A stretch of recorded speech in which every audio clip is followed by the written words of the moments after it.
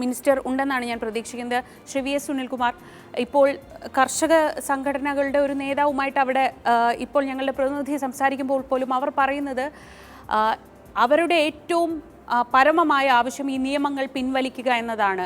ഇതല്ലാതെ മറ്റൊന്നിനും അവർ വഴങ്ങില്ല എന്നതാണ്. കോടതിയുടെ ഭാഗത്ത് നിന്ന് നമുക്ക് ഏറെ പ്രതീക്ഷ നൽകുന്ന തരത്തിലുള്ള പരാമർശങ്ങൾ ഉണ്ടാകുന്നുണ്ട്. ഇടക്കാല ഉത്തരവ് എപ്പോൾ ഉണ്ടാകുമെന്ന് അറിയില്ലെങ്കിൽ പോലും ഇന്ന് വന്ന പരാമർശങ്ങൾ തന്നെ അത്യന്തം ഈ 47 ദിവസത്തെ വെച്ച് നോക്കുമ്പോൾ സമാധാനപരമായ ഒരു നിർദ്ദേശങ്ങൾ ഉണ്ടാകുമെന്ന സൂചനയാണ് നൽകുന്നത്.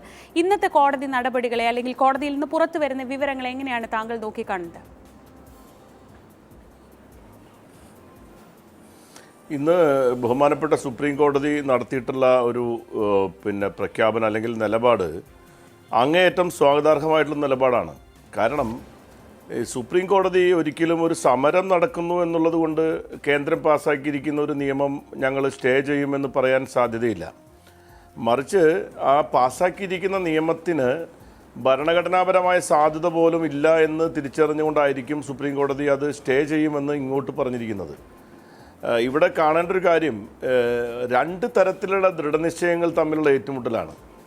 ഒന്ന്, നമ്മുടെ രാജ്യത്തെ ജനങ്ങൾക്ക് വേണ്ടിയിട്ടും നമ്മുടെ രാജ്യത്തിൻ്റെ ഉൽപ്പാദന മേഖലയെ സ്വകാര്യവൽക്കരിക്കുന്നതിനെതിരായിട്ട് സമരം ചെയ്യുന്ന കർഷകരെടുത്തിരിക്കുന്ന ഒരു ദൃഢനിശ്ചയമുണ്ട്.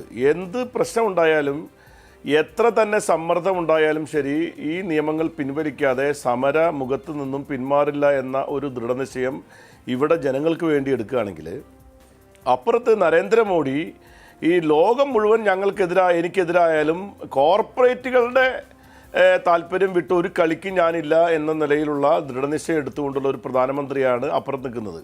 അപ്പോൾ രണ്ട് തരത്തിലുള്ള ദൃഢനിശ്ചയങ്ങൾക്കിടയിലാണ് നമ്മുടെ രാജ്യം ഇന്ന് നിൽക്കുന്നത്. അവിടെ സുപ്രീം കോടതി എടുത്തിരിക്കുന്ന നിലപാട് നമ്മുടെ രാജ്യത്തിൻ്റെ ഭരണഘടനയും നമ്മുടെ രാജ്യത്തിൻ്റെ ഭക്ഷ്യസുരക്ഷയും സംരക്ഷിക്കാൻ വേണ്ടി ഇന്ത്യയിലെ കർഷകർ നടത്തിക്കൊണ്ടിരിക്കുന്ന സമരത്തെ കേവലം ഒരു രാഷ്ട്രീയ സമരമായിട്ട് കാണുന്നതിന് പകരം നമ്മുടെ രാജ്യത്തിൻ്റെ നിയമവ്യവസ്ഥയെ സംരക്ഷിക്കുന്നതിനും നമ്മുടെ ഫെഡറലിസം സംരക്ഷിക്കുന്നതിനും നമ്മുടെ രാജ്യത്തിൻ്റെ ഭക്ഷ്യസുരക്ഷ സംരക്ഷിക്കുന്നതിനും വേണ്ടിയിട്ടുള്ള ഒരു സമരമായി കണ്ടുകൊണ്ടുകൂടിയാണ് സുപ്രീം കോടതി വളരെ ശക്തമായ വിമർശനാത്മകമായ നിലപാട് സ്വീകരിച്ചിരിക്കുന്നത്.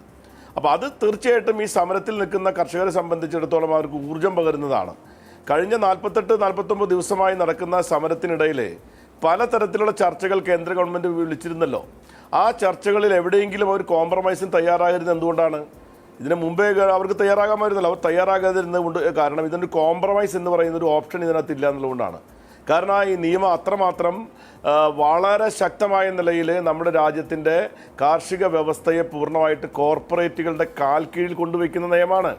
അത് BJPയും RSSും അല്ലെങ്കിൽ നരേന്ദ്രമോദി ഗവൺമെൻറ്റും എന്തൊക്കെ തന്നെ ന്യായീകരണങ്ങൾ നടത്തിയാലും അതൊന്നും തന്നെ ബോധ്യപ്പെടുത്തി കൊടുക്കാൻ പറ്റാത്ത കാര്യങ്ങളാണ്.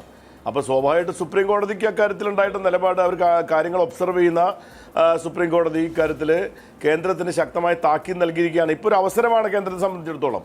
ഈ നിയമം പിൻവലിച്ചുകൊണ്ട് രക്ഷപ്പെടാൻ പറ്റിയൊരവസരമാണ്.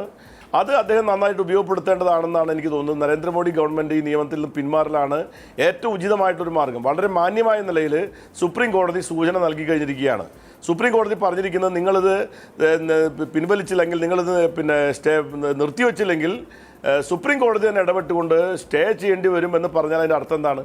അത് മനസ്സിലാക്കാനുള്ള സാമാന്യ വിവേകം നമ്മുടെ പ്രധാനമന്ത്രിയും നരേന്ദ്രമോദി ഗവൺമെൻറ് കാണിക്കുക എന്നുള്ളതാണ് ഇന്നത്തെ സാഹചര്യത്തിൽ ചെയ്യാൻ കഴിയാവുന്ന കാര്യം.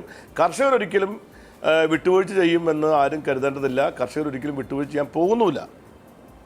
ശരി.